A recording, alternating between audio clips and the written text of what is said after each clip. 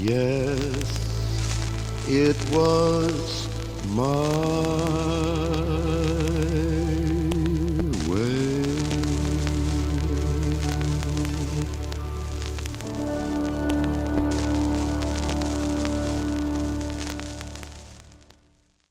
Энэ өдрийн мэндийг сонсогч үзэгч та бүхэндээ хүргэж байна. Vintage Room нэвтрүүлгийн шинэ дугаар. За тэр дундаа 2026 оны хамгийн анхны буюу ууган дугаар та бүхэндээ хүрэхэд бэлэн болсон байна.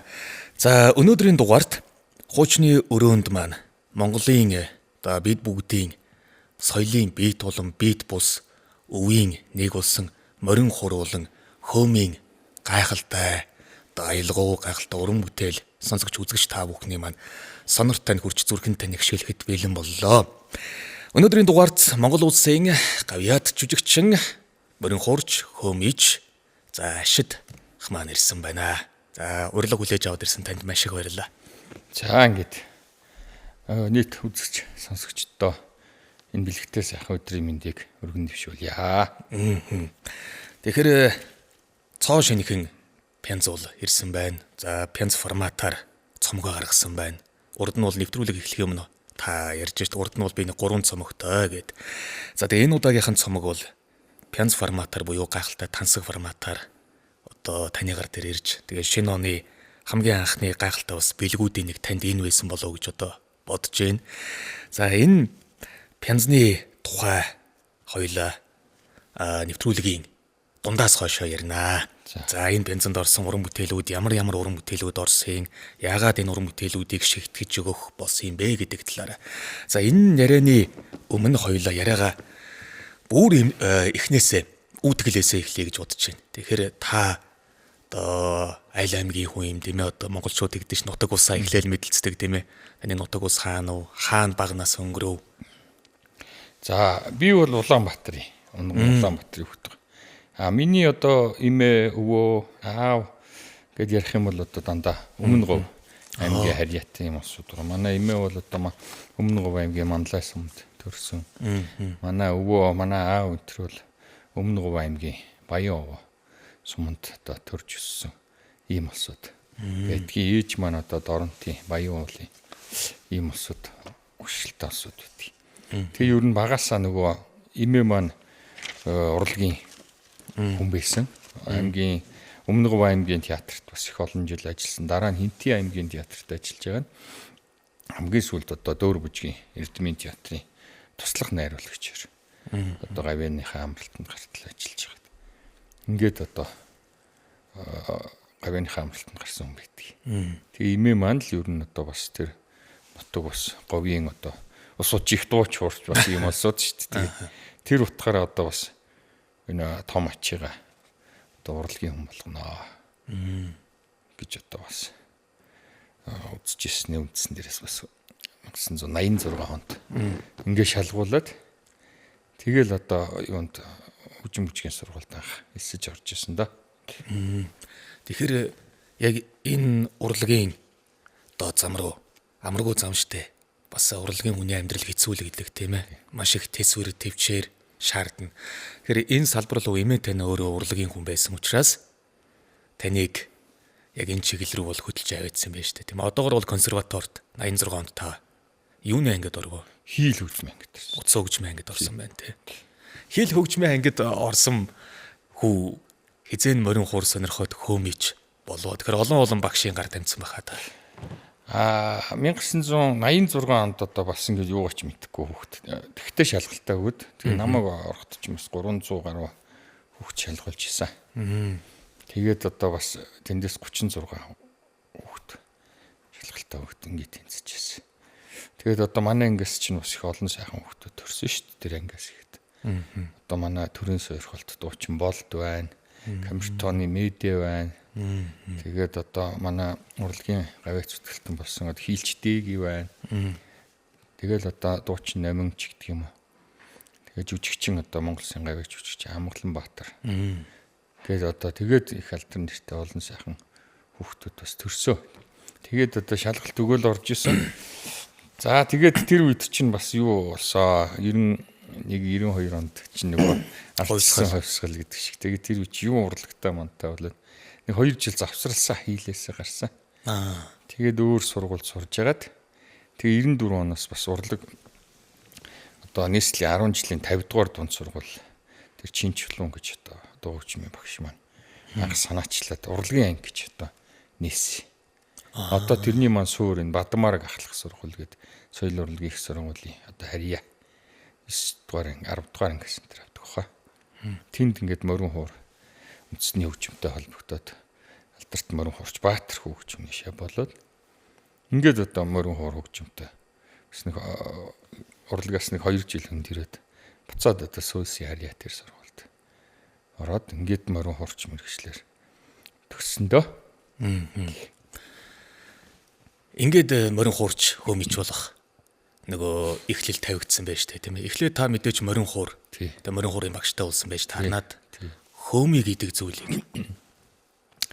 Тэгээд юунд бахта бас хөөми давхар бас оролцсон. Суралцж яхад. Тэгээ 97 оноос хойш манай сургууль дээр нэг ховдын чандамны залуу ирээд Баатараа гэдэг. Тэр залуу ирээд би хөөми сонирхож байгаа гэж би тэр залууд хэлээд. За би бол одоо танд хөөми зааж чадахгүй. Манай нутгийн одоо сундуу жаажаа гэж одоо сүүлд бодоход бол одоо Монголын хөөмийн ноён оргилуудын нэг Монгол Улсын гавьяач үчигч хаанч гэдэг. Тий хаанч гэж ирдэг. Энэ Довчингийн сундуу гэж алдартай хүн дээр шав оруулж намайг одоо хөтөлж Баатараа маань ихсэн авигдсан. Тэгэд одоо тэр сайхан багшаар заалгасан. Сүүлд нь бас одоо Монголын алдарт хөөмич Таравжовын гам болд гэж одоо энэ алдартай хүнээр бас хөөмийн урлагаас заалгасан. Ингээд одоо бас энийг гүнзгийрүүлээд 2016 онд Монгол Улсын их сургуулийн Монгол хэл соёлын сургуулийг одоо урлаг судлаач мэргэжлэр бас магистрийн зэрэг хамгаалсан. Энэ хөөмийг бол одоо судалж шиг гүнзгийрүүлж багш нарынхаа тэр заасан бүхнийг бас эрдэмжүүлэх юм уу бас бичиж тэмдэглэх энэ үүднээс бас урлаг судлаач мэргэжил эзэмсэн байна. Хамгаалсан байна.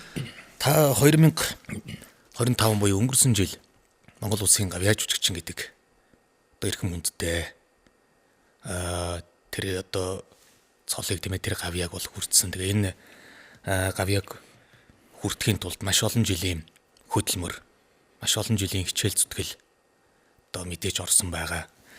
Тэгэхээр энэ хүртэл хичнээн жилийг энэ хөгжимд та зарцуулва тийм ээ. Одоо гавьяад болох хүртлээ гэсэн. Түрүүн бол ярьж байсан 98 он гэдэг. 98 оноос тэр үеийн морин хуурын чулга одоо бол өөрчлөгдсөн гэдэг байгаа шүү дээ. Морин хуур найрал хөгжим гэдэг. Тэгэхээр бараг л 30 жил сурсантайгаа бол 30 гараад явж байгаа байхгүй юу? Нэг 86 оноо оруулал одоо 40 жил. 1998 онд морин хуурын чуулгад одоо миний Баатар хөөөгч маань анх морин хуур заасан багш маань намайг хөтөлж явчих. Ингээ шалгалт өгөөд тэгээд одоо ардын жижигчин профессор Цэндийн Бачуулан багш хаад өдөртлөхөн дээр морин хуурын чуулгын бүрэлдэхүүнд бас нэлсэж орсон. Тэгээд одоо тэр үед бас одоо манай хөөмич гам болд багш маань бас үндсэн хөөмичнөр ажиллаж байсан. Тэг нэгсэндээ намайг одоо бэлдэж их юм залуу үеэ бэлдэж. Тэг миний давуу тал бол морин хуурч хөөмич байсан, хосон мэргэжилтэй байсан учраас одоо заашгүй морин хуурын чуулгад бас нэг хэрэгтэй бүрэлдэхүүн хүний нэг байсан. Энэ утгаараа л бас намайг авсан баг л та. Түүнээс бол одоо морин хуурын чуулга маань анхнаасаа дандаа л хөгжим бүчгийн дунд сургуулийг төгссөн. Ийм хуурчдаар нэг бүрдүүлдэг байсан. Би тэгээд анх удаа бол одоо өөр сургуулиас юм уу соёлын дээд сургуулиас энд хөгжимчин болж орсон баг. Тэгээ 98 оноос хойш одоо морин хуурын чуулгад идвэ хүртэл одоо тасрахгүй ажиллаж байна. Тэгээд мэдээж одоо морин хуур гэдэг маань одоо Монголын нүүр царай, монголчуудын өв соёлын одоо яа харахгүй л оргилд нь байх. Тэгээ хөөмич гэсэн юм ялгааг бол бас эртний өв соёл учраас тэгээ энэ сайхан урлагаа бас сурталчилж морин хуурын чуулгынхантайгаа хамт энэ хугацаанд дэлхийн 50 гаруй орны хамгийн нэр хүндтэй одоо тайзнаа ихэнхт нь ер нь дандаа гоцолсон доо. Ганц ер нь хөөмөч учраас бүхэл тайзан дээр нь одоо гоцолж хөөмөлсөн доо. Тэгээд үн дотор бол амдаа бүр дэлхийн хамгийн том гэсэн тайзнаа энэ сайхан хамт олон маань Монголынхаа ардын урлагийг сурталчилсан. Энэ бүрэлдэхүүнд багтаж ирсэн болохоор ингээд дурдах юм бол маш олон тайз бий. Америкийн нэгдсэн улсын Нью-Йорк хотын Карнеги холл, нэгдсэн үндэсний байгууллагын танхим, Оросын холбооны улсын одоо Большой театр, Кремлийн ордон, Маринский, Санкт-Петербург хотын Маринский театр, Эрмитажийн одоо Капелла театр гэдэг Берлиний филармоны танхим, Австрийн Вен хотын Алтан танхим, Хятадын Совдон театр, Австралийн Сидней хотын Сидней опера хаус. За Японы бол нэлээд олон том тайзан дээр тоглосон.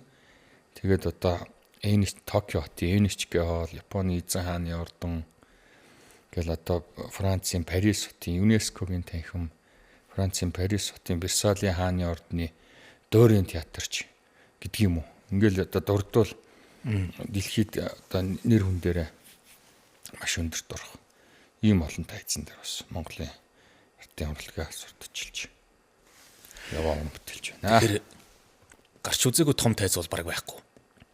Тэгээ зөндөө олон тайзууд байгаа л да мэдээж дэлхийд. Сүүлд Италид очсон.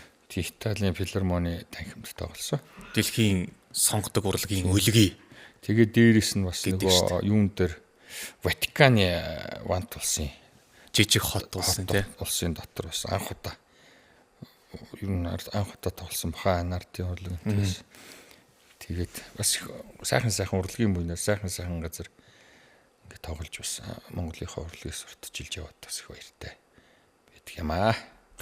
Энэ олон тайз, энэ олон жилиг, энэ олон дэлхийн томоохон тайзууд дээр гарч яхад маш их туршлага, тэгээд маш их мэдрэмжийн цуглуулга болж байгаа болоо гэж би одоо та бүхнийгээ боддөг штэ.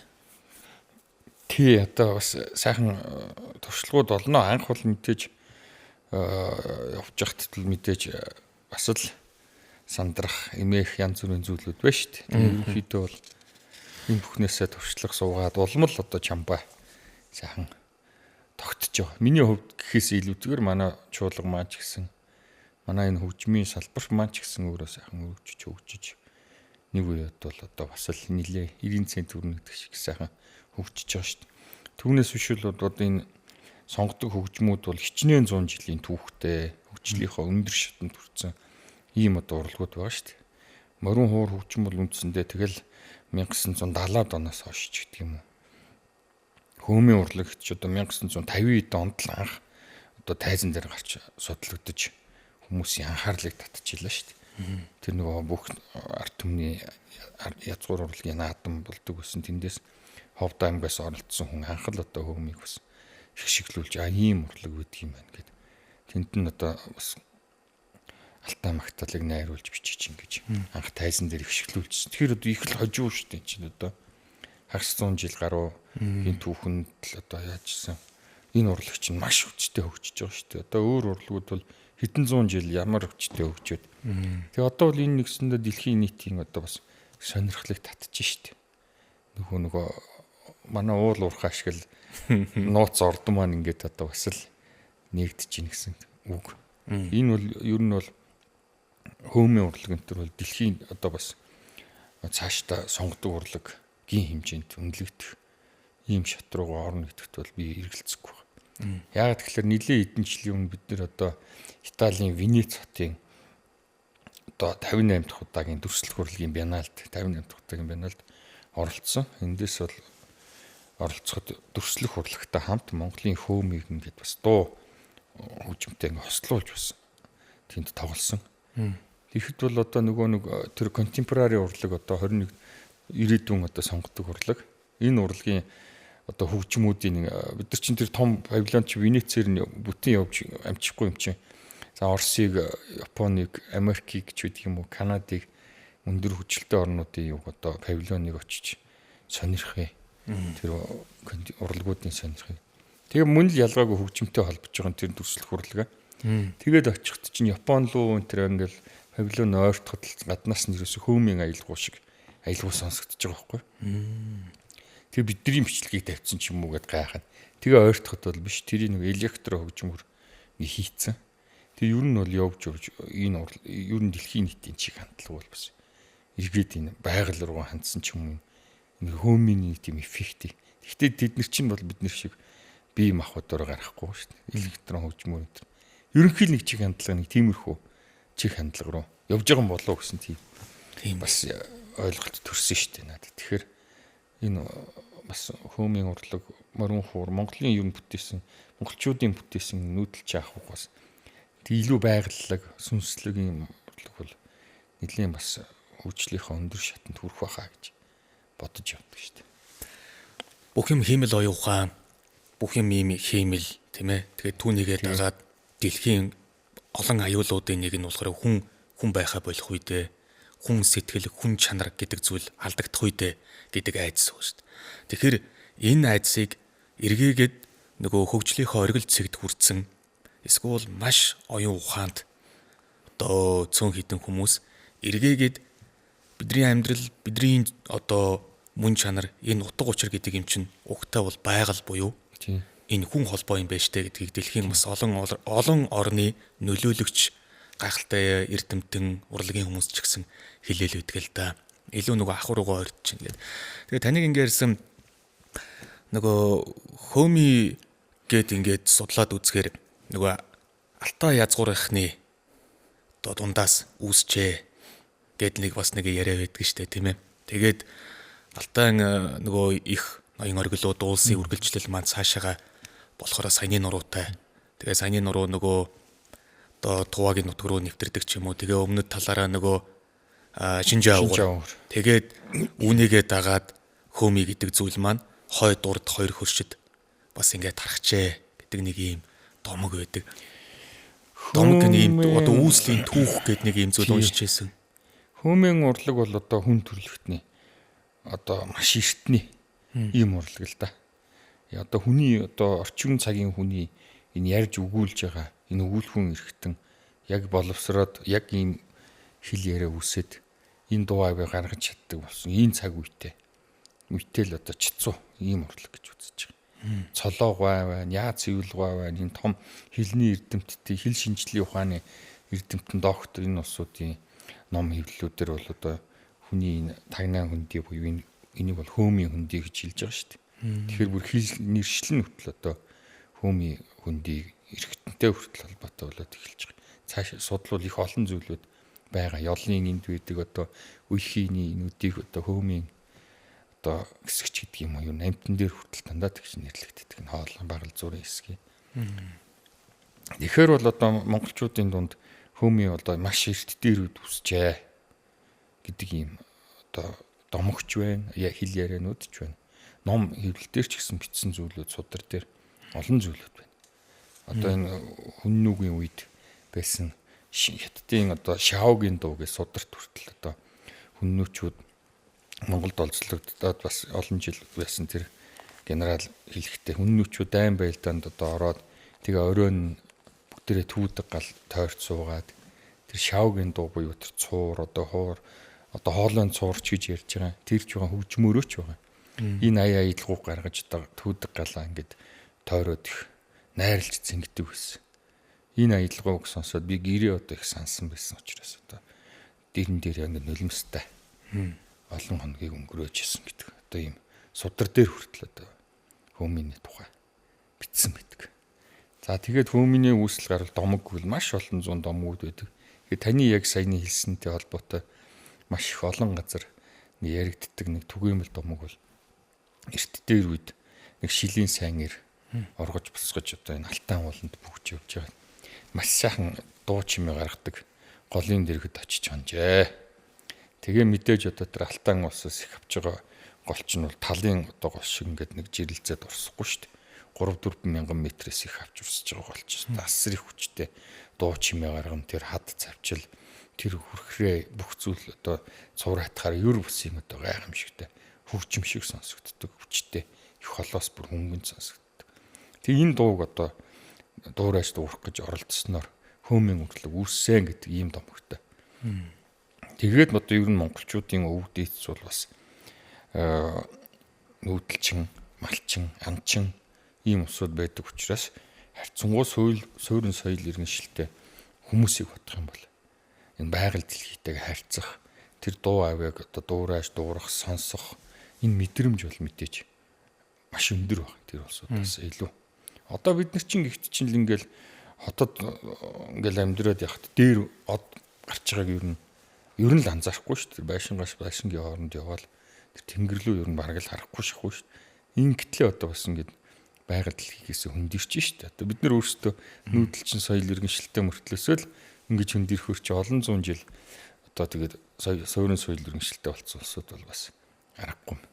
Ийм нэг шалтгаан байгаа учраас монголчууд тэр байгалийн дуу чимээг дуурайж дуурах энэ талаас их өндөр мэдрэмжтэй учраас хөөмийн урлаг ус нэг үндсэн шалтгаан болсон. Хоёр дахь үндсэн шалтгаан нь бол энэ Алтай язгуурын хэл буюу түүн дотор монгол хэл нь өөрөө хөөмийн урлаг үүсэх үндсэн шалтгаан. Түүнээс бол энэ Европт ч байна, Африк твд ч байна, нүүдэлчин соёл иргэншилтэйг бол одоо зөндөөл ард түмэн байна шүү дээ. Үндэстэй ястан. Тэднэрт одоо тэгвэл яагаад хөөмийн урлаг бас үүсэх юм бэ гэж үзэж болно шүү дээ. Бас тэгэх юм бол монгол хэлэнд Алтай язгуурын хэлэнд бас хүчээр.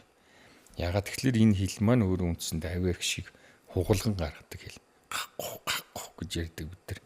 Одоо энэ хөөмийн хөндийн хэсгээрээ авиах хугалж шахаж гаргаж гадаад бус өөр одоо өрний тэр орнуудаар бол их хатуу ярьж байгаа юм шиг байдаг шүү дээ монголчууд чинь. Тэгэхээр энэ хил гаргаж хил авиа үүсгэж байгаа энэ их шиг үүсгэж байгаа энэ авиа үүсгэж байгаа арга техник нь бол их өвөрмөц зохино шүү дээ нүүдэлж чинь. Энэ үднээс бол одоо монгол хэлийг ерөөсөө тэр АЭО гэсэн авиг зүгээр хэлж байгаа авиг нь шахахад л хөөмийн урлаг өөрөө автоматар үсэж байгаа чинь. Хил яриа маань өөрөө баг тэр чигээрээ хөөмийн урлаг юм шиг. Ийм гайхамшигтай бас өв соёлтой. Нүүдэлчдийн дундаас үүссэн гэж үзэх юм бол бусад нүүдэлчдээс үүсчих байлаа гэж. Тэгэхээр бидний энэ хэл соёл энэ Алтай язгуурын хэл гэдэг юм л одоо учиг нь байгаа даа шүү дээ тийм ээ. Морин хуурын үүсэл томгийг танаар нэвтрүүлгийн төгсгөлд нэг яриулна. Би таны нэг ярьж байгааг сонссон. Бас олон домгууд л байгаа шүү дээ тийм ээ. Тэрний нэг нь бас нэг өнчин хүү ээжээ гэд. Тэр домгийг марталгүй яриулна. Та дөрөв маш олон багштай гэд тэгжсэн. Тэгэхээр нөгөө багш хүн гэдэг бол олон зүйлийг л суулгаж өгдөг штэ шавьда. Үндсэн уран чадварын тал дээрээсээ гадна ухааны юм одоо зүйлсийг хизээж мартагдахааргүй хэмжээний суулгаж өгдөг. Олон зүйлсэл танд зааж сургаж суулгаж өгсөн байх л та. Тэдгээрээс онцлоод та над энэ зүйлийг л их суулгаж, энэ зүйлийг л их цагтаг байсан даач гэдэг юм уу? Тийм онцлог зүйл хэлээч гэвэл. Одоо тэгээд манай Бачуулан багшны одоо ганц бас олон ч сургаал хэлж ирсэн дөө. Тэгээд биднэрт гол загтаг зүйл эзэн хичээвэл заяа хичээнэ гэдэг одоо сургаалыг хэлдэг байсан. Тэгэл яг тухайн үед нь бид нар ч одоо сайн мэдэхгүй анзаарахгүй залуу. Нэрэл одоо бас ингээл альва зүйлд бас их тууштай ингээд хичээгээд явхад бол бас нэг одоо Бачуулан багшийн бас нэг хэлжсэн зүйл бол их өндөрөө аваад их өндөрт одоо хурдан одоо алдар нэртэй болох бас байж болох юм аа. Нэг зүйлийг бүтээгээд одоо сүнөхт бол хийхд бол хэцүү мэдээ сүнөхт бол амархан. Гэхдээ одоо бүтээсэн зүйлээ ингээд он удаан жил яг эрчийг бууруулахгүйгээр ингээд улмал дээшиг ингээд авч явна гэдэг бол бас их хүч хөдөлмөр ухаан. Энэ тал руу л юу н бодох хэрэгтэй гэж их захидаг байсан. Тэгэхээр зогсолтгүй, ханахгүй, тий. Ханж болохгүй гэсэн. Тий. Тэр утгаараа шүү дээ. Тий. Тэгээд юу н бас их юм руу бас их улаарч их зүтгэх бол бас хэцүү шүү дээ юу н. Тэгэхдээ тэр яг зүйлдээ үнэнчээр ингээд зүтгэхэд бол зэн нэгэн зэгт ер нь тэгэл амжилт дэшигэл юм гэж үзэж байгаа л та. Гэл одоо хэлж байгаа. Тэгэл одоо манай хөөмич багш нарын хэлж исэн, сундуу багшийн хэлж исэн, гамбал төвшийн хэлж исэн одоо нөгөө хөөмийн арга техникүүдийг ингээд зааж исэн сургалтууд болоход бол ингээд тухайн үед ойлгоо хүчсэн ингээд сүүлдээ ингээд жааханаар ингээд нэмэгдээд хөөмийн ур чадвар өнтер жоохон ухаан сууд гэдэг юм уу нэмэгдээд эхлэхээр аянд аваа нэрэ багш яг тэгж хэлж исэн. Энэ зүйл нь одоо л нэр бодоход яг тийм биш үү гэж айжмаар бас боддгийм байх. Тэр чинь тэр дороо бол залуу өнтер багт ухаарч ухаж ойлгохгүй зүйлүүд хэл байдаг юм байна л да. Нөгөө хожим хойно оройл орно гэл Тийм. нэг үг байдаг шүү дээ, тийм ээ. Тэгэл түрүүний тэр зогсолтгүй вэ гэдэг нь болохоор хурдан байна уу, удаан байна уу, хэмнэл нь хамаагүй. Тийм. Чухал зүйл нь зорих хэрэгтэй, зогсохгүй л байх хэрэгтэй гэдэг ийм бас гахалтай зүйл үлдээж хөгжмөөр илэрхийлж болохгүй зүйл байдгүй. Хүний бүхэл сэтгэлийн хөдөлгөөн, нюанс бүх зүйлийг л хөгжмөөр илэрхийлж болох юм шиг надад бол санагддаг л да. Тэгэхээр хөгжим гэдэг зүйлээр бүхэл зүйлийг илэрхийлж болох уу, болохгүй болов. Хөгжим гэдэг зүйлээр бол бүх зүйлийг илэрхийлж болох байх гэж би бодож байна. За дуу өнтер бол бас альва зүйлийг яхад бас нэг утга агуулгатай байж дарнаа да шүлэг өнтер одоо жишээ нь. Тийм ээ. Хөгжим бол одоо ер нь бол язгааргүй шүү дээ. Хүн өөрөө ухаж ойлгож чадвал. Тэгэд ч одоо бүр сүүлийн үеийн тэр contemporary урлаг бол заавал одоо миний хөөмөлж байгаагаас уул усыг харах, аав ээжийг харах албагүй гэдэг шүү дээ.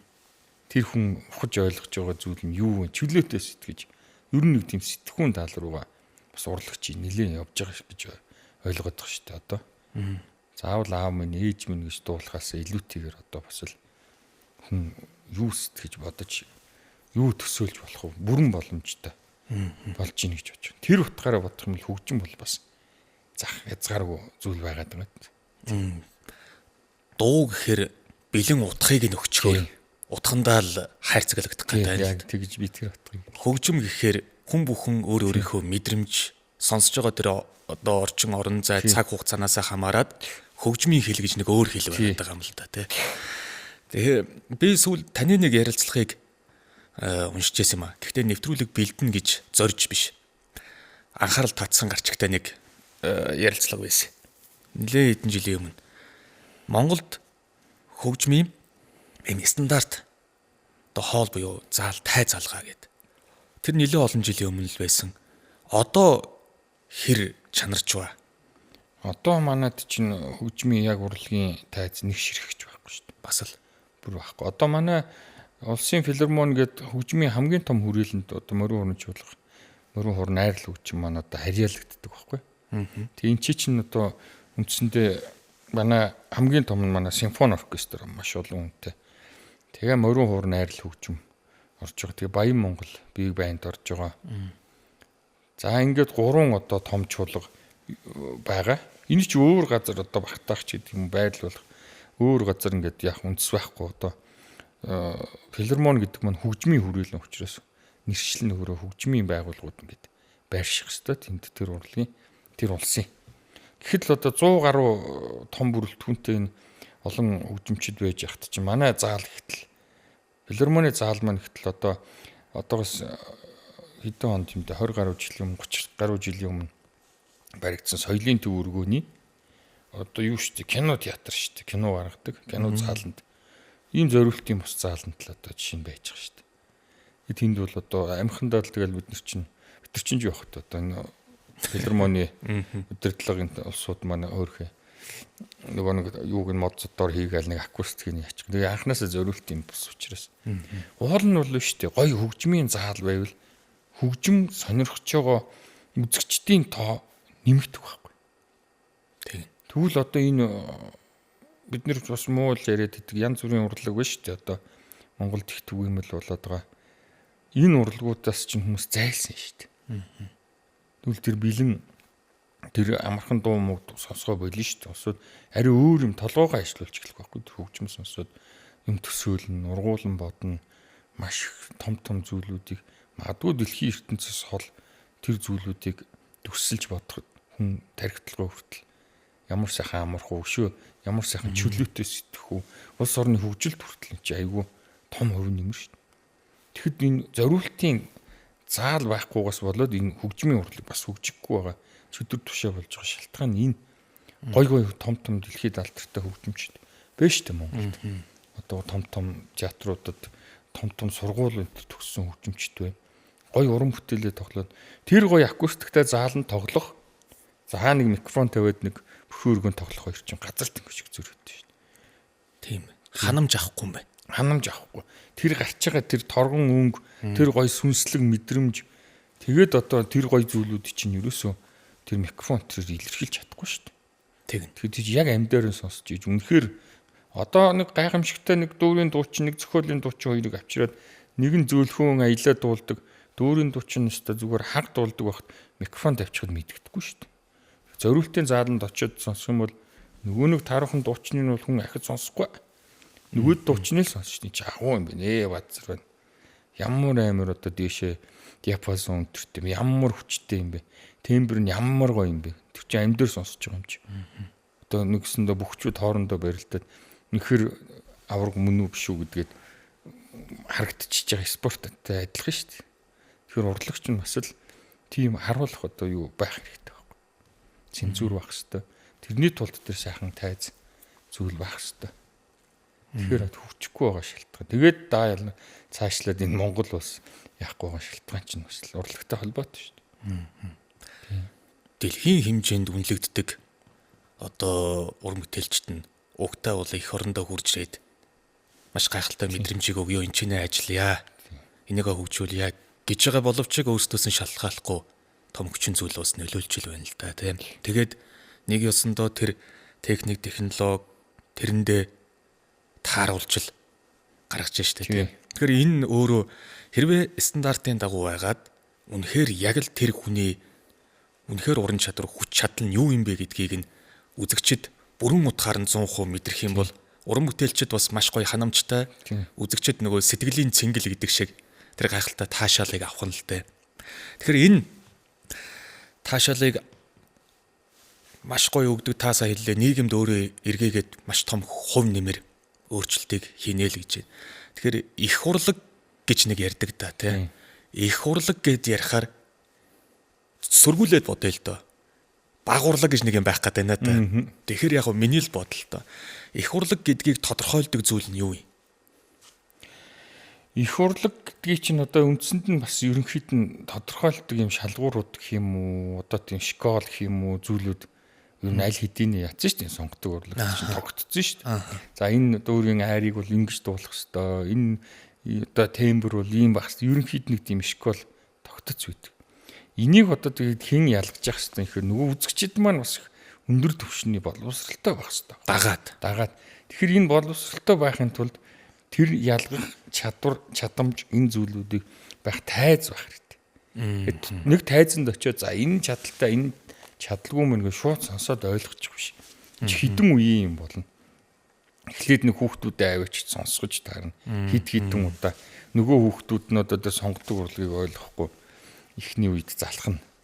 Тэгээ хоёр дахьоос нь нэг ингэж сонсдог болно. 3 4 дахьоос нь энэ бас нэг одоо манай бас олон жилийн хоцрогдол, хөгжлийн хоцрогдол гэдэг юм яриад идэх чинь бас энэтэй холбоотой шүү. Энийг чинь шууд сонсоод хүн ойлгочихгүй гэхэр чинь тэр чинь одоо 1000 гой тайз барилаа ч гэсэн тэрийг бас сурах тийм хөгжмийн боловсрал олж автал бас ахаад нэг үе ч юм уу тэр хүн одоо энэ наснда сонсдгоо мөх дараа хүүхдүүд нь сонсох хэмжээнд болох хэмжээнд гэдэг юм ойлгодог болох. Тэр өндөр боловсролыг авахын тулд тэгэхэр чинь тэр оцрогдол гэдэг маань зөвхөн нэг зам харилцаа зөвхөн барилга байшин биш байх нь шүү дээ. Тэгэхээр чинь энэ хэмжээний тийм хөгжмийн боловсрал олон зүйлийн боловсролыг олж авчиж тэгээд тэрийгээ дагаад энэ урлаг соёлоор хүмүүжсэн бол хоорондоо харьцаа хүртэл ингээл өөр болно гэд бодохоор бол энэ оцрогдол гэдэг маань зөвхөн барилга байшин зам тээвэр бол биш болж байна.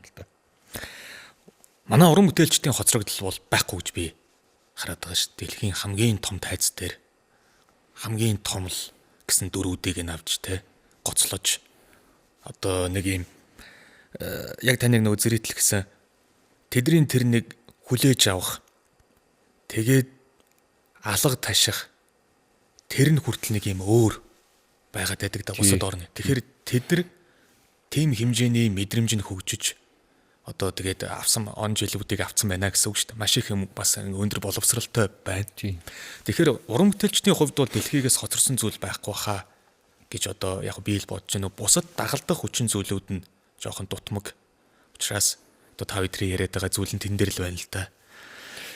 Тий одоо уран бүтээлчдийн хувьд яг мэдгүй оцоргдсон энэ төр зүйлүүд байж магадгүй л ах би одоо ямар ч хэлсэн морин хүрээч болгон маань дэлхийн олон орн дээр олон шашинтай олон үзэл бодолтой янз бүрийн үзэл бодолтой олон газар одоо олон үзэгчдэд ингээд тоглоход бол ер нь энэ ямар тааруухан юм бэ яасан сонин юм бэ тэгсэн нэг ч тийм юм гараа өшөө бүгд л одоо маш сайхнаар өндөр түвшинний одоо сайхан уран бүтээлчд байна гэж хүлээж авдаг.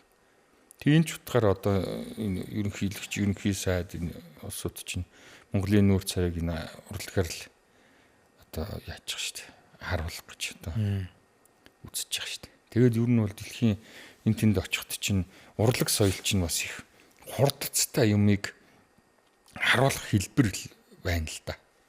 Одоо Монголын тухай жишээ нь ингээд Версалийн хааны дүүрийн театрт ингээд тоглоход Монгол хувцастай хүмүүсийг хараад Монгол хувцсыг хараад авчиж. За Монгол нүүр царай хараад авчиж Монгол хүмүүс. Монгол дуу сонсохоор одоо Монгол хэлийг сороод хараад авчиж. Тэгээ Монгол аялгуу, Монгол зүйлүүдийг харахаар тэр тал нутаг одоо тэр адуу малын одоо тэр мал химнэлч гэдэг юм уу, морины давхаач гэдэг юм уу. Энэ бүх зүйлүүдийг ингээд дүрслээд харахад маш богино хугацаанд тэгээд Монгол орныг сурталчилж гэдэг юм уу. Улсаас сурталчилж ийм зүйлээр тэгээд баг зардлаар ч юм уу. Хамгийн л одоо боломжтой хэлбэр бол урлаг соёл биш тий. Тэгээд одоо бидний юу гэхээс илүүтэйгээр хуучин одоо бас энэ олон социалист орнууд байна, баруунд байна, олон газар одоо төгсөж ирсэн энэ алдартай сайхан багш нарын маань бас гавьяа байна л да. Энэ сонгодог урлагийг төвчээлж одоо том дуучид байна, том хөгжимчд байна. Олон дээр үед бас их сайхан бодлогоор бэлтэж ижээ. Удирдаач энэ олон хөгжмийн боловсралтай улсууд. Тэгээ энэ боловсралтай улсуудын маань л одоо гавьяал үндсэндээ яваад тэгэл шахуугдаал ингээл байж штэ. Тэгээ одоо бас эн чин аюулгүй их мөнгө төгрөг зардал гарна энэ боловсралыг эзэмшихийн тулд. Одоо жишээ нь лекцийн хэлбэрээр ингээд хичээл ороод 50-60 хүнд хичээл орох өөр. Одоо энэ хөгжмийн боловсролыг чинь тэгтээ мэдээж бас сайн багшаас бол сайн юм сурна үхээс биш тааруухан багшаас бол сайн юм сурч чадахгүй шүү дээ. Яг нь тодорхой төвшөнд хүрээд тэгээ цаашдаа ингээд том төвшөнд хүрэх, өндөр төвшөнд хүрэх юм бол магадгүй ухаан хүрэхгүй, нас хүрэхгүй байхгүй. Тэгэхээр тэр хүнийг эзэмшсэн маш олон 100 жилийн одоо практик юмыг ингээд хумээд тэр хүн чинь 1 цаг 2 цагийн хичээл хэдэн сарын хичээлдээ хумээд ингээд хүнд өгч шít. Тэрийг хувь хүн өөрөө сурна гэх юм бол одоо бараг боломжгүй байхгүй ухаан тэр цаг хугацааны хувьд ч боломжгүй. Тэр багшийн гол гайхамшиг гэдэг бол тэр олон эрдэм, тэр олон зүйлүүдийг хумээд хүний толгойд чиглүүлээд маш богино хугацаанд цаг хугацаач хэмжээ нь олон талаараа. Тэр том багш нар бол одоо яах вэ гэхээр мэдээж одоо цаг нар багтай мундаг боловсролтой хүмүүс ч өндөр цалин л авч таарна. Тэгэхээр энэ айгүй их зардалтай байхгүй өөрөө. Тэгэхээр сүүлийн үед одоо бас ийм юунууд бас багасж байна л да. Нөгөө нэг алдартай багш нарын маань хийсэн зүйлүүд ингээл багасаад одоо тэрний шавнар ингээл явж байна. Одоо бол ер нь бас шинээр нэг тийм юу хийх шаардлагатай л байна. Бодлогоор гоё хөгжмийн зохиолчд бүтээх төрүүлэх хэрэгтэй тий. Тэгээд сургах хэрэгтэй. Одоо удирдаач нар нарийн мэрэгчлүүд шүү. Түүнээс бол одоо бид нар дотоод юмнуудыг бол бас бэлдэх юмнууд байж болно. Нарийн том зүйлүүдийг бол аргагүй л одоо тэр оронд нь тэр зүйлүүдэд нь бас бэлдэх шаардлагатай. Тэгэхээр асар их зардал гарна. Хувь хүн өөрөө тэрийг яг чадал байхгүй. Ирээд тэрүүгээр мөнгө олох ч гэдэг юм. Юу ахгүй. Энэ бол төрийн бодлогын хэмжээнд гэх юм. Засал одоо бэлтгэл юм асуудал л да. Мэдээж нөгөө цаг хугацаа гэдэг зүйл давхар яригдж байгаа шүү дээ, тийм ээ. Тэгэхээр цаг хугацаа гэж хэлсэн 98 оноос 86 онд бол ингээд консерваторт ороод 2 жил завсарлаад буцаагаад ирсэн байна гэдэг чинь. Тэгээ 98 оноос бол тухайн морин хурын чуулга, дуул морин хур найрал хөгжим энд орж ажиллаж байна. Бараг л 30 40 жил гээд.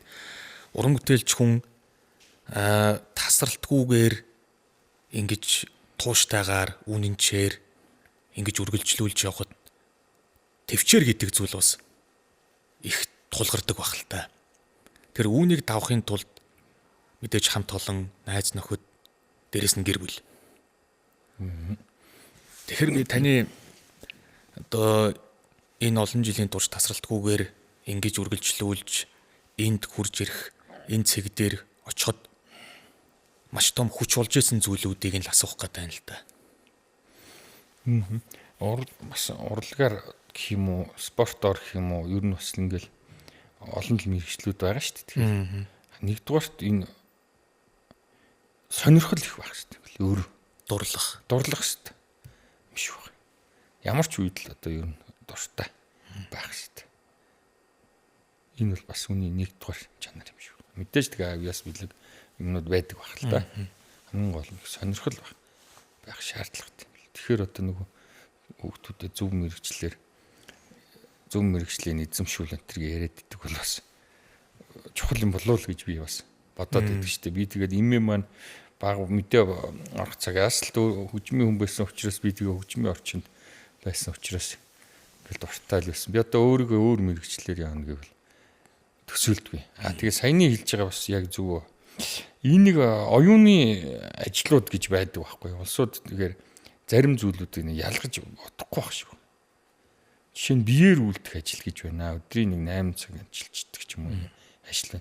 Оюуны хөдөлмөр гэдэг бол бас асар өөр гэдгийг ойлгохгүй. Хүн харахад ингээд хүчтэй юм зөөгөөд ажиллаад байгаа биш мөртлөөс энэ одоо яхаараа ингээд оюуны хөдөлмөр өндөр үнэлэгддэг. Одоо ийм байдیں۔ Гэдэг. Тийм биш. Энэ бол яадаг вөхөр үндсэндээ хүн ажиллаа хийгээд дууссан ч гэсэн зохиолч хүн байлаа гэхэд одоо сэтгүүлч хүн байлаа ямар ч юм бэлээ оюуны хөдөлмөр хийдэг хүн байлаа байнгын бодож идэг. Ер нь ажлын цаг байхгүй. Ажлын цаг байхгүй. Тэр чинь нойрч хоолоо идж явахтай хүртэл за тэрнийг ингээд биччихсэн тэрийг одоо ингээд юм бодож идэг. Хүний тэгэхээр оюун тарих бол байнгын ажиллаж ийн гэдэг чинь маш их хичээл байхгүй. Ийм өөр зүйлүүд байгаа. Энийг одоо бас зарим хүмүүс одоо ойлгомоор юм шиг санагдаад идэв надад. Жишээ нь одоо тэгэл яаж штэ сая эмчнэр багш нарын цалин бага байна гэдэг одоо ус төрж хөрчл тийм л болж байгаа.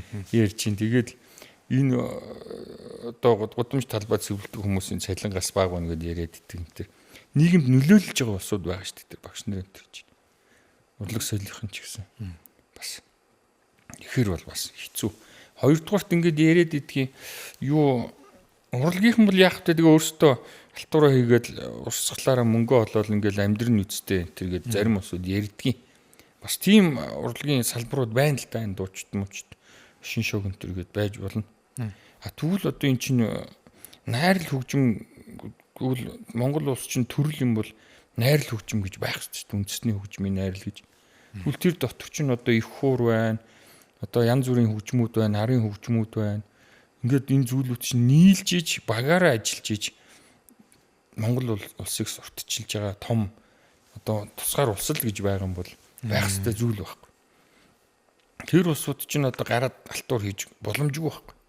Тэгвэл нэг хамгийн том эдис үгүй л эдис мөнгө төр жуулгын найрал хөгжмийн. Тэгэхээр энэ зүйлүүдийг бол одоо бодлогоор нь суурьаар нь дэмжиж яахгүй л энэ яг масаараа бас явцдаг зүйлүүд бас биш зүйлүүд байна л да. Тий. Дөрөв танд нөгөө байнгын тарих ажиллаж идэг гээд тэгэхээр нэг хөндлөнгөөс харсан хүнд бол нэг юм өөр газарч байгаа юм шиг. Тий. Нэг муухар ярих юм бол нэг маанагч юм шиг юмнэр заримдаа харагддаг штэ тий. Тэр нь яг ингээд нэг юм ачаал авцсан тоглолтын өмнө ч гэдэг юм уу шинэ бүтээл гарахын өмнө гээд. Тэгээ ажлын цаг байхгүй гэдгээс гадна үндсэн ажлаа бол та бүхэн маань хөгжимчд бол ажлынхаа цаг дээр ажиллаа хийгээл явж байгаа. Тэгээд түүнээс гадна хувь уран бүтээлчийнхаа нөгөө бэлтгэл сургуулалт гэдэг ямыг давхар цаг гаргаж хийдэг байх л та. Тэгнь штэ одоо тэгэл өглөө ер нь бол манай Вачлуун багш энэ бол багш нарын маань зааж сургаж ирсэнээр бол одоо бас л тийм штэ. Хүн чинь нэг хоног давтахгүй бол өөрт мэдрэгдэнэ. Тэгээ хоёроос дээш хоног ингээд давтахгүй болох юм бол үзэгчдэд мэдрэгдэнэ гэж зааж сурах. Тэгэхээр их нарийн байгаа юм гэж. Нэг хоног ингээд гар хөлөө халаахгүй байхад л ингээл ер нь ингээл гар нь ингээл ер нь нэг л болж ихгүй төртөд байгаа юм шиг санагдал. Мэдээж 2 3 хоног давтахгүй байхад л өнгө мөнгө тембрүүд нь тоглолтын дээр ингээд үзэгчдэд мэдрэгдэн шүү дээ. Тэр байнгын л бэлтгэл хийж идэг юм. Одоо нэг өндөр зүрхлийн тамирчид ялгаа байхгүй шүү дээ. Нэг формтой байхгүй бол тэгэл тэр чинь за тоглолт юуны тэмцээний өмнө нэг 10 хоног бэлтжээ. Тэгэл ороход наан сайхан амарч байгаа гэсэн юм байхгүй шүү. Насан туршийн бэлтгэл шаардаж байна. Тэгжиж тэр өндөр ачаал өндөр формтой зүйлүүдийг л барьж штэ. Тэгэхээр их нарийн мэрэгжил байна штэ. Би энэ асуултыг яг ингэ асуугаад байгаа. Хөтлөж л асууя, хөтөлсөн асуулт гэх юм уу? Тэгэхээр тав хүн маань нэг жилийн хугацаанд шинэ он гарахад тухайн жилийн бүх төлөвлөгөө гарчдаг баг. Тийшээ явна. Ийм тоглолтод оролцсон гэхээр тэгэхээр гэртээ байх хугацаа хэдийн үеэр нэх богино болчдөг. Төрийн наадмын өмнө ч гэдэг юм уу. Тэгээд нөгөө маш их бэлтгэл сургуульд гадагшаа явах тоглолтууд гэхээр гэртээ хэрэг их цаг байдаг болоо гэж. Би нөгөө хөсгөтөн хамтлагийг Азиад оржиг урьж оролцуулж яхад яг над тэгж ингээ яг эргээд бодохоор яг нөгөө ийм идэвхтэй тэр хугацаанд бол гэртээ их цөөхөн байсан байлээ штэ бид нар гээд. Тэгээ одоо бол харьцангуй бас гайгүй болж байгаа гэж ярьж ирсэн. Тэгээ энэ асуултыг бас танаас асуумаар байна л та. Тий одоо өнгөрсөн онд гэхэд чинь л 25 он өнгөрөөд яхад чинь мөрөөрөн чулгч мэс л 7-8 аялын тоглолт гадаадын орнуудаар хийсэн байл шүү дээ. Тэр ч одоо сар гаруй хугацаанд нэг явахдаа нэг 10 тоног гэхэрч бас чамгүй хугацаа зөвхөн гадаадын аялын тоглолт нэгтэл гэл хийж чинь. Тэгээд дээрэс нь одоо нөгөө юу байхгүй шүү дээ. Бид нар чинь урлагийнхан чинь яг аял юуны үеэр л одоо хэд ажиллана шүү дээ. Хүмүүсийг амрах баяр ёслол тийм ээ.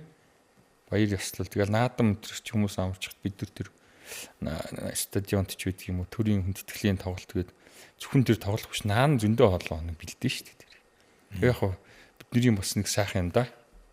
Одоо ажлын онцлог. Тэгээд дээрээс нь тэр олон хүнийг бас тэр сайн сайхан бүхнийг өрөөлөн дуудаж байгаа, баярлуулж байгаа энэ бүхнийг бас хараад тийм ингээд яах тас сайхан энерги авч төсдөө. Бас ер нь урлагийнхан жиг сэтгэлээр л хүмүүс шүү дээ бас. Тий. Ер нь одоо нэг газар очиод тэдэнд төгрөг өгсөн гэж баярлахаасаа илүүтэйгээр тэнд та сайхан тоглолсон да. Усууд нь ямар сайхан алга ташч, ямар сайхан хүлээж авпа. Тэр нүүр царай ямар гоё баяр баясгалан тайгаар биднийг хүлээж авпа гэдэг чинь л зүрх сэтгэхэд ингээд л гоё кайф авна гэдэг шиг л гоё л болохоос шүү дээ. Түнээс тэр бас зүйлүүд нэг сонирн биш. Тэгэхээр урлаг гэдэг маань өөр сэтгэлээрээ ийм зүйл.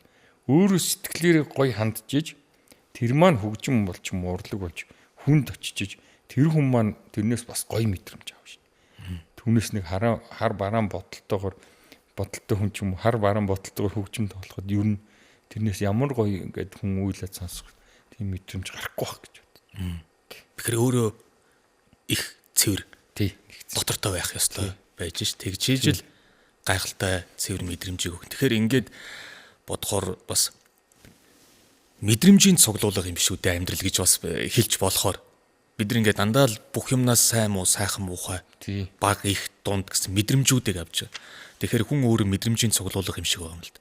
Муу мэдрэмжүүдийг цуглуулад байхаар муу юм гарчиж байгаа. Саваагүй нэг асуулт байна. Морин хуурах хөгжим бол бүхэл хөгжимтэй эвлэлд нь нэгдэж чадах байх. Илүү энэ хөгжимтэй л их гоё хоршдог юм да. Энэ хөгжимтэй л их гоё агаар нээлдэг юм да гэвэл та ямар хөгжимд нэрлэх бол мэдээж бүхэл хөгжимтэй одоо ингээл нийлээл сүулдэ эн чин рок, метал урсгал руу хүртэл бусад одоо цахилгаан гитар бусад өөр хөгжмүүдтэй нэгдэл явж штэ тийм ээ. Тэгээ манад хүртэл одоо этно жаз хамтлагч байсан, этно рок хамтлагч байсан. Тэгэхээр илүү морин хур хөгжим танихаар шүү. Ямар хөгжимтэй гоё агаар нээлдэг бол морин хуур хөгжим маань одоо энэний ихэнд бас нэг ярихад бол морин хуур хөгжим маань өөрөө хин нэгэн хүн үүсгчи, бүтээчи гэд хийцэн хөгжим бол биш. Одоо жишээ нь симфони оркестр гэл 50 гаруй төрлийн хөгжим байдаг. Магадгүй хэдэн зуун төрлийн хөгжмөд байдаг л да зөвхөрөгт чинь зөвхөн. За нэг тэр голлох 50 гаруй хөгжим байлаа гэхэд үндсэндээ морин хууртай бас үндэс суурь нэгтэй үүсэл гаруулна. гэдэг юм уу бас л түүхтэй хөгжмөд байгаа шүү дээ. Тэр дотор чийл нь одоо яаж үүссэн ч үгүй хэдэн зуун жилийн тэртээс ингэж үүссэн гэдээ бас л түүх хөгжөөд явсан. Тэгэхэд тэр хичнээн 100 хөгжим байлаа гэхэд тэр дотор ч үндсэндээ хэдэн төрлийн л хөгжим гол хөгжим байгаа байхгүй. Үүсэл гарвал шилтний. Язгуур хэдэн Язгуур яг үнэ таны хэлж. Тэгэл тэндээс чинь хөгжмийн зохиолчинд үйдэг юм уу, хөгжимчин ч үйдэг юм уу ингээд хийж бүтээсэн. Магадгүй энд нэг юм цоолоод ингээд өшөөтгөн болгочвол доошо баас өнгө авах юм байна. Одоо ингэчвэл дээшээ нарийн өнгө гарах юм байна гэд ингээд дандаа ингээд зохиосон маягтай хөгжмөд байгаа шүү дээ дийлэнх нь. Тэгэхэд морин хуур хөгжмийг ер нь тэгээд хин нэгэн зохиочий бүтээч гээгүй. Энэ бол олон 100 жил магадгүй олон мянган жилийн өмнөөс монголчуудын нүүдэлчин ахуй соёлд нэгт холбоотойгоор байсан. Одоо магадгүй говь нутагт бол нөгөө ботгоо голсон энгийн хөөслөгч үйдэг юм уу? Хангаан нутагт дуул хаданд бол одоо тэр лус авдаг эзэн бүхтээ одоо баясан зэнгүүлж магтаал айлгахч үйдэг юм уу? Энэ одоо олон зүйлтэйгээр холбоотойгоор ингээд үүс хин бүтээсэн мэддэггүй хизээ үүснэ тодорхойгүй. Тэгтээ энэ бол одоо монголчуудын одоо энэ өв соёл бүх зүйлтэй ахуй амьдралтай аж амьдралтай холбоотойгоор олон мянган жил олон зуун жил хамт явж ирсэн гэдэг нь бол тодорхой хөгжим байна. Тэгэхээр морин хуур хөгжим маань өөрөө энэ хөгийн ч гэсэн одоо улсууд ингээд за ингээд яач бол гой сонсогдох юм байна. Ингээ хөгөлчүүл айтайх юм байна гэж зохиотсон зүйл биш шүү дээ. Ер нь морин хуур хөхтэй морин хуур ингээд гэр дээр ингээд тавихад бол өөрөө маш чанга дуурдаг шүү салхинд. Энэ кварт хөг ер нь энэ квинт хөг гэдээ яриад байгаа энэ морин хуурын хөг бол ерөөсө байгалийн салхи дуу чимээний хөг тэр чигээр. Тэгэхээр монголчууд чинь тэр байгальдаа явж байгаа тэр салхины дуу чимээ байгалийн дуу чимээг сонсчвол морин хуурандаа хөглөцсөн байна шүү дээ. Ер нь ингээд тэгэхээр морин хуур хөгжмийг одоо дэлхийн нийтээр нүүс морин хуур чинь бас учиргүй хийлэнтэй шиг техник арга техникийг баллаад байгаа барахгүй зүйлүүд энэ байгаа шүү дээ. Дуу тембрийн хувьд бол гайхамшигтай. Ягаад гэвэл тэр байгалийн сүнс гэдэг юм уу байгалийн чимээ тэр чигээрээ байгаад байгаа учраас тэр хүү хамтлаг руу чинь усууд сонсох гээд байгаа шалтгаан тэр. Тэр одоо тэр нэг дутагдсан тэр зүйлийг нөхөж өгч шүү дээ одоо орчин үед. Эргээд хүмүүс чинь байгалийн л тийм чинь байгаль руу хандж явах тэр зүйлүүдийг одоо нөхөж өгч. Тэгэхээр энэ утгаараа бол морин хуур хөгжим гайхамшигтай. Тэгээд тэр асуултан дээр бол олон төрлийн хөгжмөд мэдгүй янз бүрийн зүйлүүд идэх. Надад бол ятгахтай бол их сайхан хосолдог юм шиг санагдчих. Морин хуур бол одоо өөрөө нэг юм орон зайг одоо нөхөж гэдэг юм уу? Орон зайны хэмжээстэй ийм одоо дууралтыг үүсгэж яхад бол тэр ятг хөгжим бол хим химнэлж байдаг юм уу? Тэр дутуу зүйлийг нөхөж өгчөөд энэ хоёр ингэ нийлээд цогцсон юм шиг. Арга бэлэг шиг явж байгаа сонсогддог шүү дээ надад тий. Таныг нөгөө морин хуур өөрөө салхины тийм ээ талын салхины тийм чимээг агуулсан гэд тэгээ ярьсан салхины чимээг сонсохоор нэг их гоё тайвширдаг та. Тийм учраас морин хуурнаас гарч байгаа хөг аялгауг сонсохоор маш гоё тайвширлыг бас авч байгаа цаад олон шалтгаануудынх нь нэг нь энэ юм байна гэж ойлголоо. Тэгэхээр нөгөө үндэсний өв тээгч бит болон бит бус өв тээгч нарын үүрэг нь гэдэг бол олон зүйл ярина л да. Тэрний нэг нь бол өвлөн үлдээх, уламжлуулах нэг ийм зүйлийг хийх бас нэг үүргийнх нэг юм болоо гэж бодож байгаа. Тэгэхээр би таныг урд нь 3 цамаг одоо ингээд пянз гаргацсан болохоор нөгөө энэ асуултаа бол ингээд хайлаа л да. Ягаад тэгэхээр угаасаа тэгээд өв тээгч нарын үүрэг өвлөн уламжлуулах бол та бүр ийм гайхалтай форматаар цомгоо гаргаж ирээд өөрийнхөө үүргийг бол одоо хамгийн одоо байж болох хамгийн гайхалтайгаар бас бүтээцэн ингээд хоёлоо урдаа тавиад сууж штэ тийм ээ. Тэгэхээр хоёлоо пянз руугаа орё л доо. Энэ пянзны ажил маань анх үүдгэл санаа нь хизээ яаж гарав. Тэгээд ямар уран бүтээлчнэр ямар одоо хүмүүс хамтран ажиллаад хизээ одоо таны гар дээр ирвэ.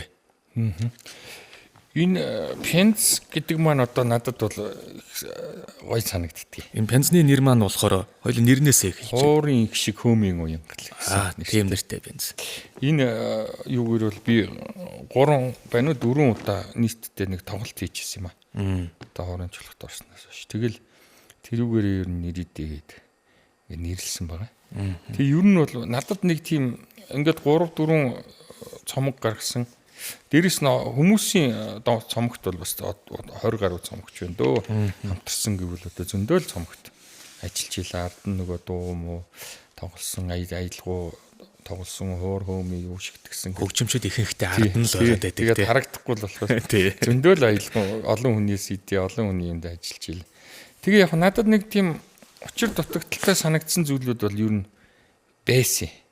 Яг тэгэхээр юмыг морин хуур хөгжим даа ялангуяа тэр нөгөө би сая хэлсэн тань салхины одоо тэр нэг хөг аялгуу гэж юм ба хөөмич ялгаагүй бас хүний одоо тэр өвөлхөн эрхтнэр тэр байгалийн дуу чимэг дүрсэлж дуурайж гаргаж байгаа хэлбэр байхгүй.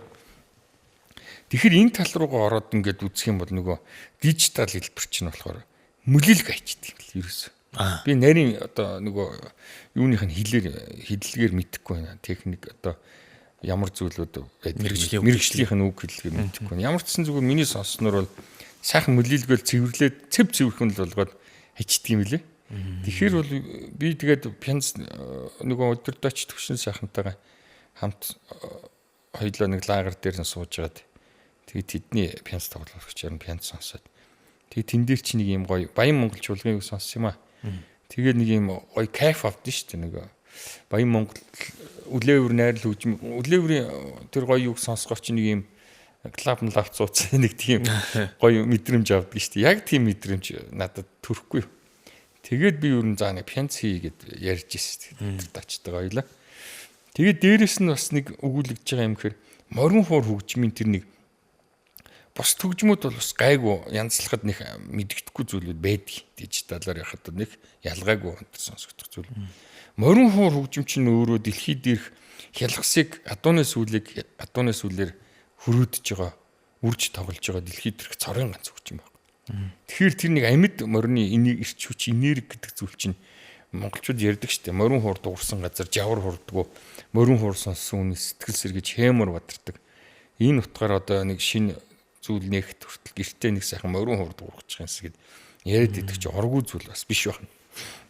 Яг тэгэхээр одоо эн чин өгсөн морины сүүлээр хэлхслахгүй, хөгшин морины сүүлээр хэлхслахгүй, гүүний сүүлээр хэлхслахгүй, жорон морины сүүлээр хэлхслахгүй. Эд залуу омглон морины сүүлээр одоо морин хуурныхаа жовцсыг хэлхслаад тэгээд одоо давирхаад түрхээд ингээд тоглохоор чинь тэр ирч хүч энерги чинь дуу аваа болж хүний чихээр дамжаад оюун бодол түрхээр хасар их хүчтэй энерги ялгар болдог. Тэр адууны ирч хүч гэдэг чинь ямар сайхан ирч хүч байдгүй. Тэгэхээр энэ бол одоо ийм зүйлүүд байдаг. Тэгэхээр нөгөө дижиталаар янзлчихаар юм нь мэддэгддэггүй. Пянзан дээр чи харин нилээн дөхөө очих юм лээ. Энтергээ дуурхаар чинь тэр нь яг одоо нэг юуны эсгэрээ одоо энэ ялгаснууд чинь нэг төмөр утас шиг биш нэг багцсандаа л одоо 108 ширхэг нарийнда 99 шиг ч гэдэг юм ялгас багч шүү дээ 2 жигцсанд чинь. Тэгэхээр чин тэр зарим нь дарагдана. Зарим нь дарагдахгүй гэд сийхсэн ай ер нь бол дуурна. Ялгас учраас 100 гаруй багц ялгас. Тэгэхээр тэрнлэг бол ер нь нилийн бас ойрцсон юм байна гэж би пянзыг бол бас бодсон шүү дээ. Энэ формат нь тий. Формат нь тэгэхээр чин тэр гоё зүйлүүдийг тэгж ялгасны тэр дуу аваа тэрийг нэх балахгүйгээр бас хийх юм байна гэж бодсон. Дээрээс нь Color Music гэдэг студид бичүүлсэн би. Тэгээ сүхэ бол манай нэлээд олон миний тэр уртлын цомгмгүй нэлээд их зүйлүүдийг бичсэн л дээ. Тэгэхээр манер ч гэсэн өөрөө за пянзанд орох юм чинь найз нь ер нь бол бас нэлээд энэ зүйлүүдийг баллуурцсангүй аль болох амьд хэлбэрээр нь хийхийг бодлоо. Тэгээ Германд эн чинь мастеринг хийсэн. Урд нь бас морин уурын чуулгын пянзыг бас мастеринг хийжсэн. Нэлээд бас хөөрхөн туршлагатай болсон байна. Тэгээ чуулгын пянз гарцсан байгаа тийм ээ. Тэгээ тэр мастеринг хийсэн Герман одоо мэрэгчлэлтэн маань хийсэн. Германд бас хэвлүүлсэн. Би бас нэг сайхан уран бүтээл яаж нэлээд настай зүйл хий гэж бодсон шүү дээ. Тэгээд ер нь судалж Герман мэдээж технологи хөтөлбөрт эргүүлэгч газар тий. Пенсны форматыг маш сайн хийдэг. Тэр утгаараа газарлаа. Бас арцсангуйч үнэтэй ч яасан. Яг нэг үгүй. Тэгээд чатаа ядан тэнд нь хийлгсэн тий. Чамбаа бүтээл хийхийг бодсон. Энэ бол таны гэхээсээ илүү монголчуудад бас үлдэж байгаа. Хойч үедээ үлдээж байгаа. Одоо маш том өв юм. Тэгэхээр та тэрэн дээр сэтгэл дэвсэж чанартайгаар нь одоо хийх зорилго тавьсан байна. Энэ cover зураг нь энэ хаана авахулсан? Одоо энэ cover дээр хэн ажиллаа? Хоёулаа энийг жоохон детальчилж яриа л да тийм ээ. Энэ манай нөгөө Эрдэнэ бэлэг ах хийсэн. Одоо Чинзо ах ба шүү дээ манай фэнсний Чинзо Эккурци. Тэр ахын маань одоо бас санал болгосон хамтарч ажилдаг Эрдэнэ бэлэг ах хийсэн. Тэгээ би ягаад тэмээ энэ төр хийсэн гэхээр би түрүү хэлсэн манай нөгөө өмнө говийн улсууд аав энэ төр бүгдээрээ би ч гэсэн өөр одоо тэгэл яг уугуул биш ч гэсэн суугуулаараа өмнө говь руу одоо их тийм өвдөц юм нутаг гэдэг их сайхан зүрх сэтгэлээ тийш их дэвсдэг болсон. Бүх арга хэмжээнд нь оролцдог болсон. Ингээд өөр өссөн үсэг бол татагдсан л да. Тэгээ энэ говийнхоо бас алдаршуулъя. Говийн тухай ганц нэг бас бүтээлийн энэ дотор бас шингээ гэсэн үндсэн дээрээс бас юм говийн зурагтай энэ төр хийсэн юм аа. Тийм байна. Тэгээд энэ ашид гэдэг чинь таны энэ нэрний ашид гэдэг нөгөө ашид өнөд гэдгийн утга бэлэгдэлтэй нэр үгүй юу? Тэр ашид мөнх гэж байдаг тийм. Өнд мөнх. Тэгээ манай өвөө чинь Дорж Балтан гэж хүн байсан. Бичиг номын хүн байсан. Тэгээд нөгөө уугарч Монгол бичгээр бичдэг байсан. Тэгээ аштаа хоёр чинь юу адилхан юм бэл миний нэрийг монгол бичгээр бичнэ. Тэгээд цаана яхта ашид гэ тэгэр бичээд яцсан. Улсууд ч дандаа аштаар их төвхтэй. Тэгээд хүн болгонд л тайлбарлаж ярьдаг шүү дээ. Тэг шүү гэл. За хоёулаа А болон A side B side буюу А болон B тал дээр 5 дуу нийтээ 10 дуу орсон байна. Энэ маань өөрөө 12 инчийн пянз байна. За нийлээ бараг 40 минут шахуу байгаа бох шүү. Тийм ээ LP пянз учраас. За хоёулаа А тал дээр орсон 5 дууныхаа тухай. За Б тал дээр орсон бас энэ 5 дууны тухай тийм ээ товч гоё мэдээлэл нөгөөд тэгээд дуунуудаа сонсох юм. Одоо нэвтрүүлэг юм аа. Одоо формат нь ингэж явдаг. За эхнийх нь та өөрөө барьж байгаа хараа. За энэ одоо юу юм бэ? Яахгүй. Энэ татлагын холбоо гэдэг бүтээл байгаа. Эмийн дамурган найруулга татлагын холбоо гэдэг. Тэгээ энийг яагаад оруулсан гэхээр энэ өөрөө монголчуудын эртний өвөг хөгжим икэл гэж одоо хөгжим байна. Арьсан цартаа морин хуур л да. Икэл хуур гэдэг. Икэл хуур. Энэ морин хуурыг чи ер нь одоо баруун аймагуудад бол ер нь морин хуур гэж их нэрийдэхгүй шүү. Ер нь дийлэнхтэй икэл гэж ярина. Икэл гэдэг нь маань одоо морин хуурч одоо үндсэндээ бас нэг үүс одоо монголчууд яриад байгаа шүү. Яг хэдэн байнд үүссэн юм бэ? Их эртний хөгжмийн зэмсэг биш юм шүү гэдэг маргаан гараад байдаг. 1600 1700-аад оны үед л энэ морин хуурч үүссэн юм шүү. Тэгэхээр ч одоо тэрнээс өмнө хэр чин хийл мэлнээс чин хамаагүй хойно юм штэй гэсэн мэхтэй яриад идэв. Морин хуур хөгжим маань өөрөө үүсэл хөгжлийнхаа шатанд 10 гаруй төрлийн юм салбар хөгжмүүд үүссэн байдаг. Өв нэгтэй хөгжим 10 гаруй төрлийн хөгжим байна гэж эрдэмтэд тогтоосон байдаг. Үүн дотор хохмоо толгойтой, матар толгойтой, арслан толгойтой, шанган хуурч гэдэг юм уу. Ингээл одоо бүр бүрээдэд хүртэл суухан хуур нэг утастай үхрийн давсгаар хийдэг ийм хуур хүртэл байна. Энд чинь өвг нь бол морин хууртай ингээл яг нэг өвгтэй байхгүй. Хэлбэр хийцэн хэлбэр энтер жаах өөр болохс дуу дууралт арга техникүүд яг адилхан явсан. Тэд нар бол маш эртнээс ингээл яваад лсэн. Тэгэхээр морин хуурч яг дидид үссэн гэхээр хэцүү байгаа ч. Тэгэхээр тэрний нэг бүр эртний хэлбэр бол яахын аргагүй икэл хуур. Арьсан цартаа толгой байхгүй энэ чинь чандмантай хийн бүр ийм зүгээр ийм үнэн дээр авчиад цар хийж байгаад хийцсэн юм шиг л тийм уур гэдэг байхгүй. Тэгээд хүүгний хөвд ч гэсэн одоо бидний тоглож байгаа хуурнаас өөр тавцын хөг юу кивинт одоо өөр хөгөр хөглөгддөг. Тийм хөгөр одоо тэр бүтээлийг хамгийн ихэндээ шигтгэж тийм бай. Өвөг учраас оруулсан баг. За хоёр дахь нь болохоор дөрвөн уул гэж ах шиг байна те. Тий дөрвөн уул одоо бас хүмүүн бүтээл. Тэгээд манай төвшин сайхан өдөртач маань найруулсан. Морин хуурын чуулга ер нь хойно дандаа хамсарч тоглосон учраас их гой сонсогдно найруулга. Нүү электро хөгжмөр хийдэр гэсэн хийцэн юм байхгүй шүү дээ энэ бензинд. Дандаа амьд хөгжмөр тоглосон учраас. За гуравт нь болохоор үхэрт хүйтэн 2. гэж өвхөр төвтэй хоёр бас мөрөн хуур ятг хоёр би танд нөгөө их гоё зөгцөн гэдсэн. Мөрөн хуур ятг хоёроор ягаад дээр нь хөөмитэй энэ бас л нэг юм хайр сэтгэлийн холбоотой бараг дуу юм. бараг дуу тий энэ урд зүг юм. Одоо манай Монголд бол да гэхдээ энэ урд зүг хилээс урагшаа одоо оршин тогтнож байгаа энэ усуудын дуу болоод. Гэсэн тэгээ бие бинийгаа санагалзж байгаа хайртай хосын тэгээ аялгуу нь бас их тийм надад их тийм сүнслэг бас яг л нэг юм хүний санаж бодож ингэж гансарч байгаа нэг тийм аялгууг ер нь хайр сэтгэлийн холбоотой л юм уран бүтээл юм биш. Бараг гэд урд зүг гэснээс нөгөө цоор гэж хөөмитэй адилхан нэг зүйл. Урд их хөгжсөн байна гэдэг зүйл бас яригддаг юм билээ тийм ээ. Тэгээ за урд хөгжих нь ч юу юм бэ? Ер нь ялгаагүй л дээ ховдоос урагшаа нэг л нутаг ингээл шинжаа уугур энтэрлөө их яадаг гэсэн. Манай өөрийнхөө ч гэсэн асар маш олон юутай шүү дээ. Цоор хөгждөө шүү дээ. Цоор хөгжим. Яриул тэгээд бас задлаад ирвэл би чинь нөгөө нэг юугаар ярил их юм ярина. Цоор биш нөгөө цоор гэдэг нөгөө хөөмитэй адилхан. Та юу хоолойн цоор гэдэг. Тий яг хөөмитэй төстэй нэг хэлбэр юм да. Харин тийм нэг төрөл нь их юм. Бас нэг тийм юм байдаг юм билээ. Тий уртын дууны ард яваа. Тэгээд явдаг зүйл бий. За энэ талын салхигүй талын аялгууг степ мелоди гэж байна. Талын аялгуун дөрөвт орсон байна. Нөгөө чойдггүй хөгжим. Тэгээд нэг Монгол орноо ер нь байгалийн сайхныг л дүрсэлсэн хөгжим юм бил. 1960-аад оны үед зохиогдсон. Тэгээд ер нь тэр байгалийн сайхныг л хөгжмөөр буулгахыг дүрсэлсэн. Сонсгоор андшгүй нэг тийм яалтчгүй нэг сайхан байгаль төрслөгдөнэ. Чойдггүй өөрөө бас тэр байгалийн сайхныг их гоё дүрсэлж хөг аялгуугаар гаргаж ирдэг юм байсан. Монголын сайхан орн гэ пянзан гарсан. Байгаа штэ тэрийг өстө үнэхээр гайхалтай бүтээл болсон байл. За бурхан халдуун бол А талын сүлд оржээ.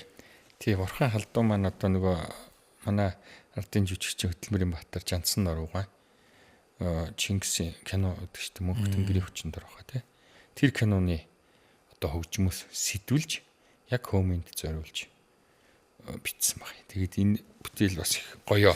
Хөөмөнд юу н баг хөөмний ноён өргөл бүтээлүүдийн нэг гэж би бодож байгаа. Маш их судалгаатай, маш их юутай. Хөөмич бас их төвхтэй урлаг л да. Хүний хязгаартай гэх юм уу, ийм хүний өвөлхөө эрхтнээс гарч байгаа учраас их тийм.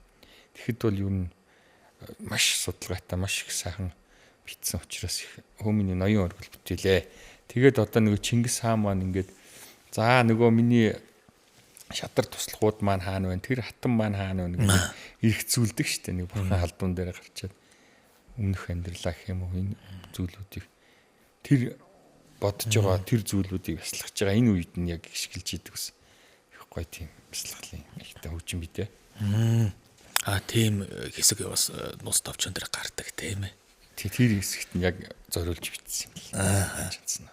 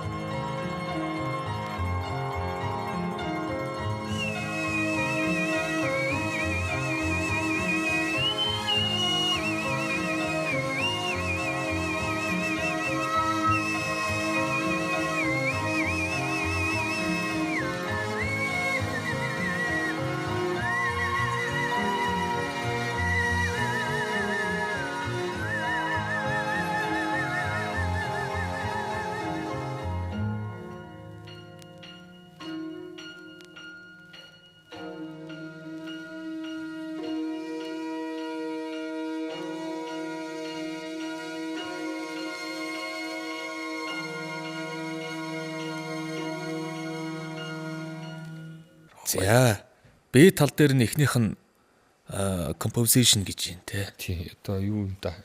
Зүгээр би мелоди гэж яатсан байт. Аа. Зохиомж гэх юм уу, одоо хөгжим мелоди аялгуул гэж.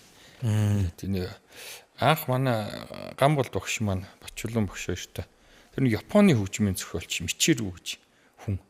Энэ морин хуур хөөмийн зориулаад. Тэгээ Япон хүний өнцгөөс хөөмийн аялгуу зохионо гэдэг бол бас сонин шүү дээ, тий.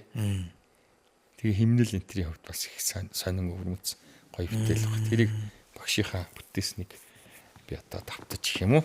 Найруулж, шинээр найруулж уурьж болгох таг. Хөөмөлсөн баг. За Данаавал гэж байна хоёрт нь. Данаавал бас л ялгаагүй нэг морин хуур хөөмийтэй нэг бүтээл байгаа.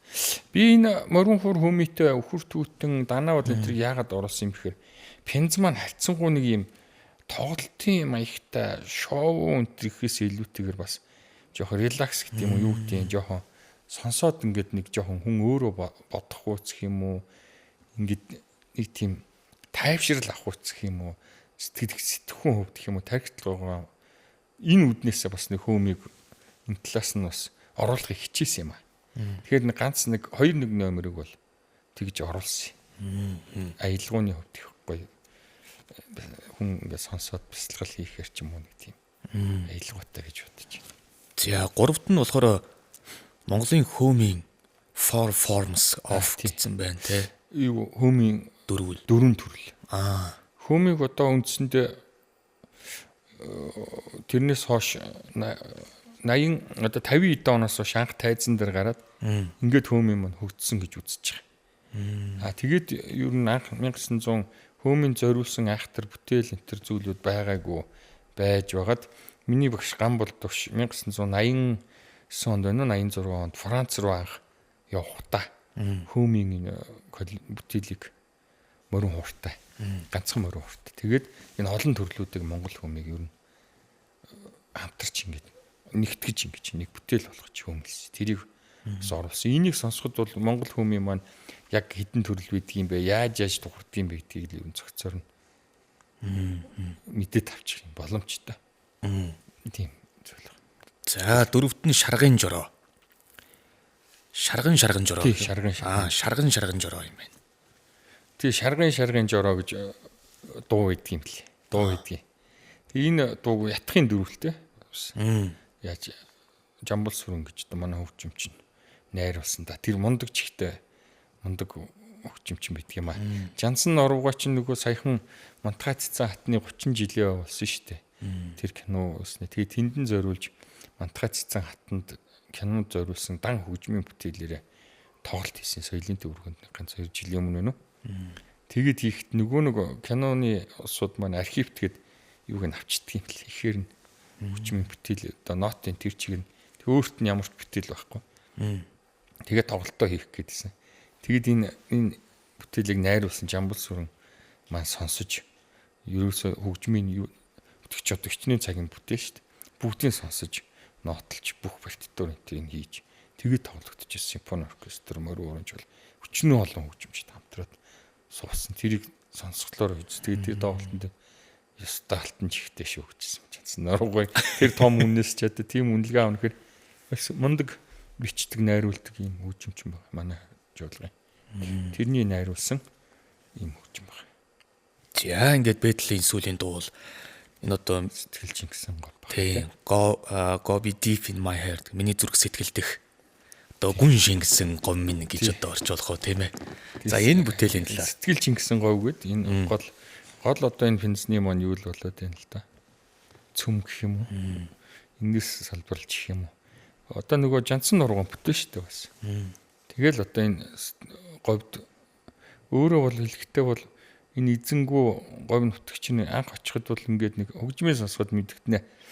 Бид нар чинь их яриа муутай штэ бас хөгжмөөр л ер нь сонсохгүй л үзээд штэ хөгжимчтэй. Тэгээд ямар ч бас нэг говьд ингээд очиход яг тийм зэрэглээ татсан суунаг гэсэн. Хаад нэг голоо зарцаа дуурсан ч юм ингээд нэг юм эзгүүч юм шиг юм санагддаг. Тэгэхэд одоо тэр сүрэг холонгийн сүрэг одоо тоосттуулаад дахиад тоосороо булаад өнгөрч байгаа. Тэгэхээр одоо энэ бол миний төсөөлөл бол биш юм. Говь нутаг бол эзэнтэй юм байна. Эзэн нь бид нар ч биш юм байна.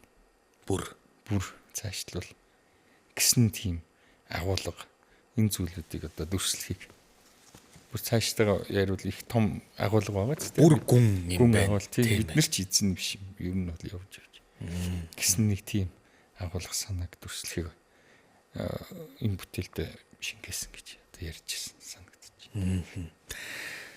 За баярлалаа танд. Тэгэхээр Пензонд орсон 13 бүтээлийн талаар товж гайхалтай тайлбар өгөөд явсан. Тэгээд энэ тайлбартаагаа сонсогч үзэгчд маань одоо сонсоход илүү гоё мэдрэмж илүү гоё таашаалыг авах байхаа.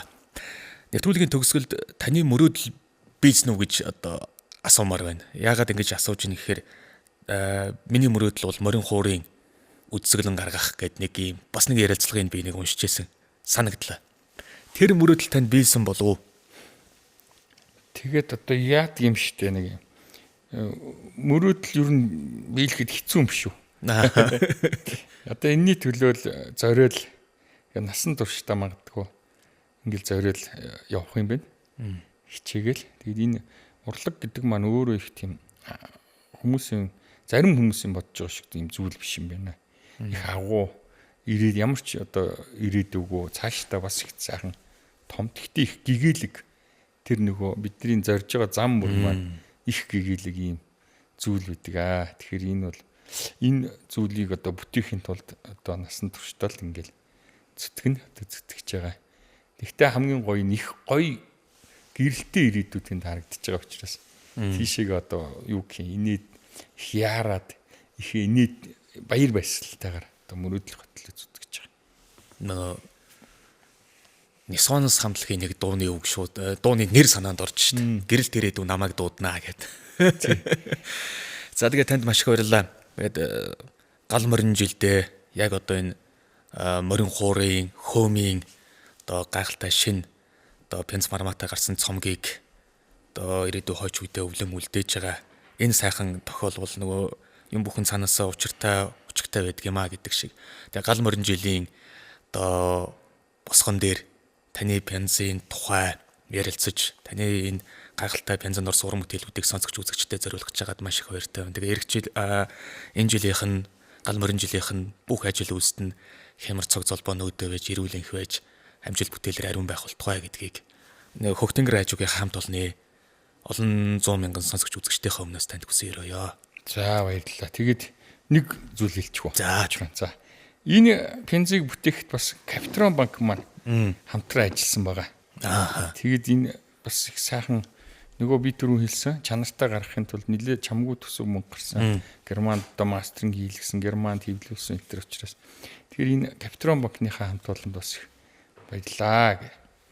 Дээрээс нь одоо бас утгагүй морин жилдээ багтаагаад энэ Пензонд орсон бүтээлүүдээр одоо Пензны баяр ихөө Пензондаа одоо тохиолдуулаад гэх юм уу бас үзэгч олондоо сайхан тоглолтоо өргөн барина. Тэгэхээр та бүхэн маань бас энэ чимээ чагнаад энэ сайхан тоглолтын маань ирж бас үзээрэй гэж одоо бас хүсэж байна. Хүрж байна. Баярлалаа та.